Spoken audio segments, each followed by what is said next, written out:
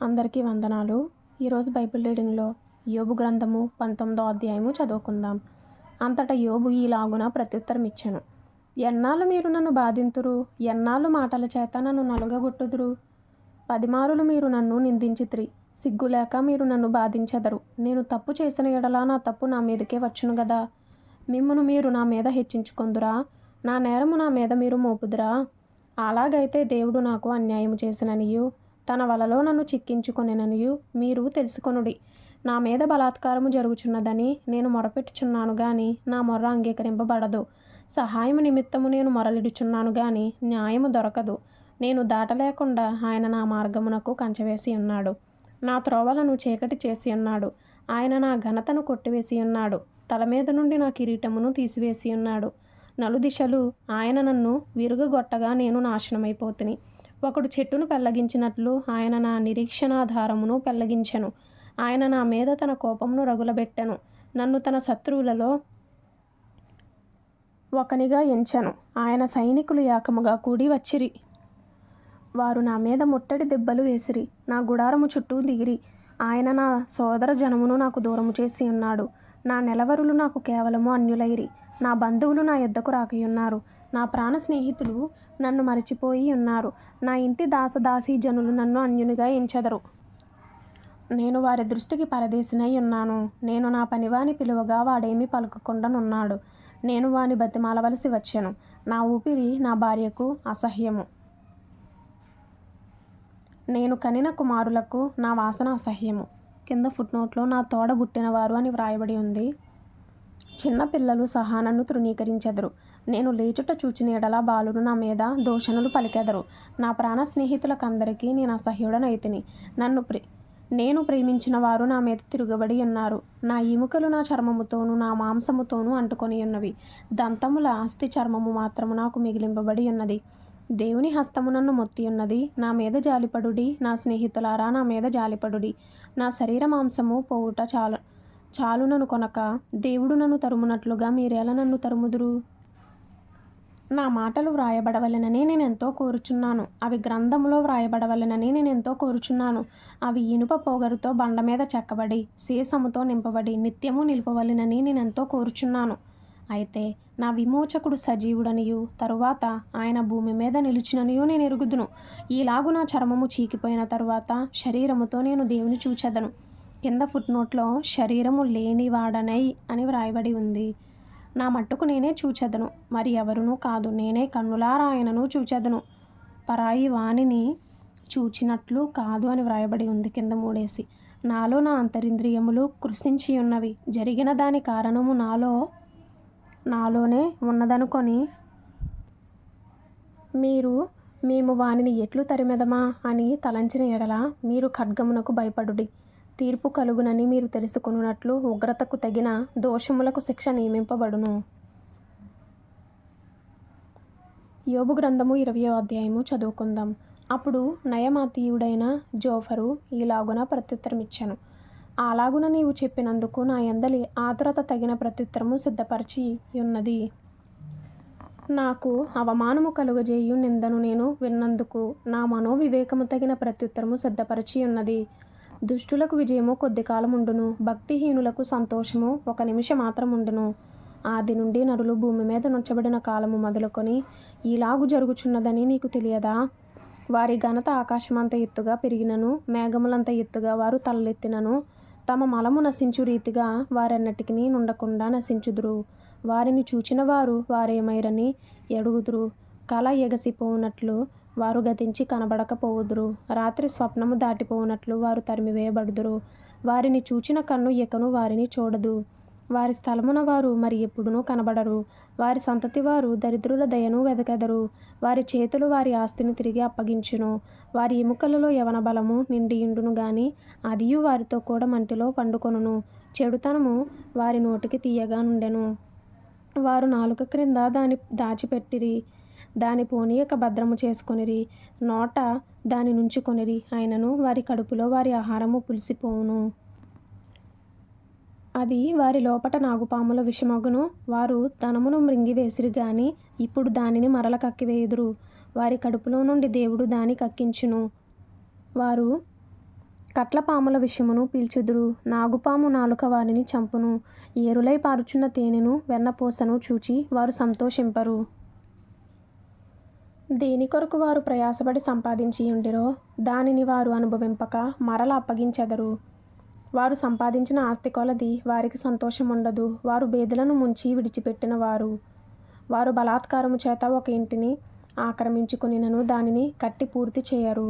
వారు ఎడతెగక ఆశించిన వారు తమ ఇష్ట వస్తువులలో ఒక దాని చేతనైనను తమ్మును తాము రక్షించుకొనజాలరు. వారు మృంగివేయనిది ఒకటియూ లేదు గనుక వారి క్షేమస్థితి నిలువదు. వారికి సంపాద్యము పూర్ణముగా కలిగిన సమయమున వారు ఇబ్బంది పడుదురు. దురవస్థలో నుండి వారందరి చెయ్యి వారి మీదికి వచ్చును. వారు కడుపు నింపుకొననై ఉండగా దేవుడు వారి మీద తన కోపాగ్ని కురిపించును. వారు తినుచుండగా దాని కురిపించును. ఇనుప ఆయుధము తప్పించుకొనుటకై వారు పారిపోగా ఇత్తడి విల్లు వారి దేహముల గుండా బాణములను పోవిడుచును. అది దేహమును చీల్చి వారి శరీరంలో నుండి వచ్చును. అది బయట తీయగా వారి శరీరంలో నుండి పైత్యపు తిత్తి వచ్చును. మరణ భయము వారి మీదికి వచ్చును. వారి ధననిధులు అంధకార పూర్ణములగును. ఓదనక్కరలేని అగ్ని వారిని మృంగివేయును. వారి గుడారములో మిగిలిన దానిని అది కాల్చివేయును. ఆకాశము వారి దోషమును బయలుపరచును. భూమి వారి మీదికి లేచును. వారి ఇంటికి వచ్చిన ఆర్జన కనబడకపోవును. దేవుని కోపదినమున వారి ఆస్తి నాశనమగును. ఇది దేవుని వలన దుష్టులైన నరులకు ప్రాప్తించు భాగము. దేవుని వలన వారికి నియమింపబడిన స్వాస్థ్యము ఇదే. యోబు గ్రంథము 21వ అధ్యాయము చదువుకుందాం. అప్పుడు యోబు ఈలాగున ప్రత్యుత్తరం ఇచ్చెను. నా మాట మీరు జాగ్రత్తగా వినుడి. నా మాట మీ ఆదరణ మాటకు ప్రతిగా నుండుగాక. నాకు సెలవిచ్చిన ఎడల నేను మాట్లాడెదను. నేను మాట్లాడిన తరువాత మీరు అపహాస్యము చేయవచ్చును. నేను మనిషిని గురించి మొరపెట్టుకొన్నానా? లేదు గనుక నేను ఎలా ఆతురపడకూడదు? కింద ఫుట్నోట్లో మనుష్యునితో అని వ్రాయబడి ఉంది. నన్ను తేరి చూచి ఆశ్చర్యపడుడి. నోటి మీద చెయ్యి వేసుకొనుడి. నేను దాని మనస్సునకు తెచ్చుకొని ఎడల నాకేమీయూ తోచుకున్నది. నా శరీరం నాకు వణకు పుట్టుచున్నది. భక్తిహీనులు ఎలా బ్రతుకుదురు? వారు వృద్ధులై బలాభివృద్ధి ఎలా నొందుదురు? వారుండగానే వారితో కూడా వారి సంతానము వారు చూచుచుండగా వారి కుటుంబము స్థిరపరచబడుచున్నది. వారి కుటుంబములు భయమేమీయూ లేక క్షేమముగానున్నవి. దేవుని దండము వారి మీద పడుట లేదు. వారి గొడ్లు దాటగా తప్పక చూడు కలుగును. వారి ఆవులు ఈచకపోక ఈనును. వారు తమ పిల్లలను మందరుగా బయటికి పంపుదురు. వారి పిల్లలు నటనము చేయుదురు. తంబుర స్వరమండలములను పట్టుకొని వాయించుదురు. సానికనాదము విని సంతోషించుదురు. వారు శ్రేయస్సు కలిగి తమ దినములు గడుపుదురు. ఒక్క క్షణములోనే పాతాళమునకు దిగుదురు. వారు నీ మార్గములను గూర్చిన జ్ఞానము మాకక్కరలేదు. నీవు మమ్మను విడిచి పొమ్మని దేవునితో చెప్పుదురు. మేము ఆయనను సేవించుటకు సర్వశక్తుడగు వాడెవడు? మేము ఆయనను గూర్చి ప్రార్థన చేయుట చేత మాకేమీ లాభము కలుగును అని వారు చెప్పుదురు. వారి క్షేమము వారి చేతిలో లేదు. భక్తిహీనుల యోచన నాకు దూరంగా ఉండునుగాక. భక్తి శూన్యుల దీపము ఆర్పివేయబడుట అరుదు గదా.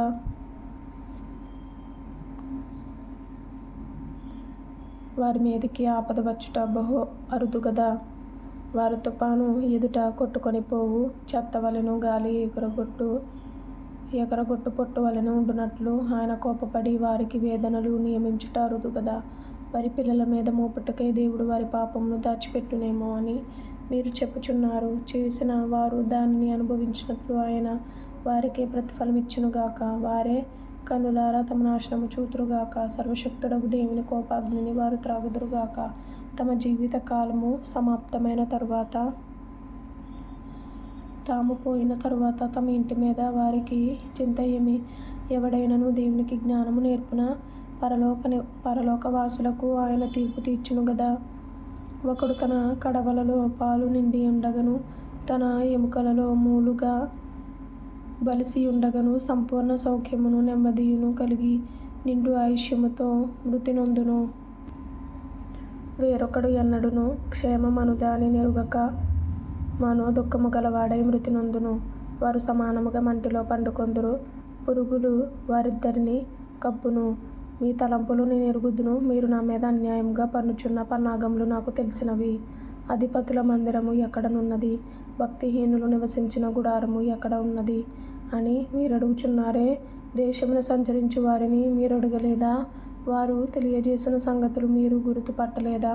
అవి ఏవనగా, దుర్జనులు ఆపత్కాలమందు కాపాడబడుదురు, ఉగ్రత దినమందు వారు తోడుకొని పోబడుదురు. వారి ప్రవర్తనను బట్టి వారితో ముఖాముఖిగా